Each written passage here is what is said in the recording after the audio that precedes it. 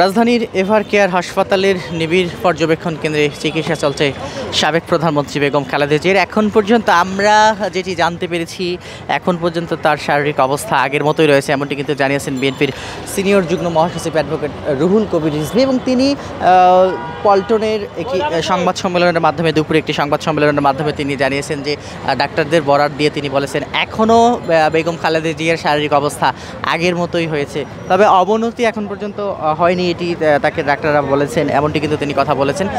অবনতি হয়নি, তবে উন্নতি যে হয়েছে খুব একটা এমনটি কিন্তু না, এটি কিন্তু বলেছেন বিএনপির সিনিয়র যুগ্ম মহাসচিব অ্যাডভোকেট রুহুল কবির রিজভী।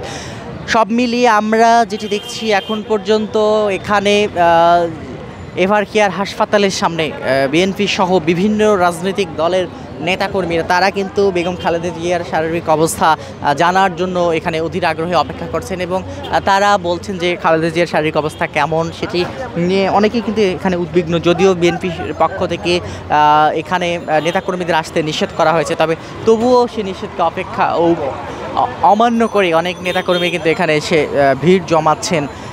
এবং আরেকটি বিষয় আমরা যেটি জানতে পেরেছি, বিএনপির যে জরুরি সংবাদ হ্যাসেল ফ্রি জীবনের smart companion Walton home and kitchen appliance সম্মেলন ছিল দুপুরে পল্টনের কেন্দ্রীয় কার্যালয়ে, যে জরুরি সংবাদ সম্মেলন ছিল, সেখান থেকে যেটি জানানো হয়েছে যে বেগম খালেদা জিয়ার শারীরিক অবস্থার যে এই অসুস্থতার কারণে বিজয়ের মাস ডিসেম্বরে যে প্রোগ্রামগুলো ছিল, বিএনপির যে প্রোগ্রামগুলো ছিল সেগুলো কিন্তু তারা স্থগিত করেছে, তেমনটি কিন্তু আমরা দেখেছি। সব মিলিয়ে এখন পর্যন্ত আমরা যেটি দেখতে পাচ্ছি, এভার কেয়ার হাসপাতালের সামনে, এভার কেয়ার হাসপাতালের বা হাসপাতাল এলাকার নিরাপত্তা ব্যবস্থা নিশ্চিত করার জন্য ঢাকা মেট্রোপলিটন পুলিশের পক্ষ থেকে এখানে আইনশৃঙ্খলা রক্ষাকারী বাহিনীর সদস্যরা কাজ করছে এবং যাতে করে এই হাসপাতালের নিরাপত্তা নিশ্চিত থাকে। বেগম খালেদা জিয়ার পাশাপাশি এখানে যেহেতু আরও অনেকেই চিকিৎসা নিচ্ছেন এবং বিভিন্ন স্তরের নেতাকর্মীরা তারা এখানে এসে ভিড় জমাচ্ছেন, তাদেরকে সামলাতে কিন্তু এখানকার যারা সিকিউরিটি থেকে শুরু করে অনেকেই হিমশিম খাচ্ছেন। সে কারণেই আমরা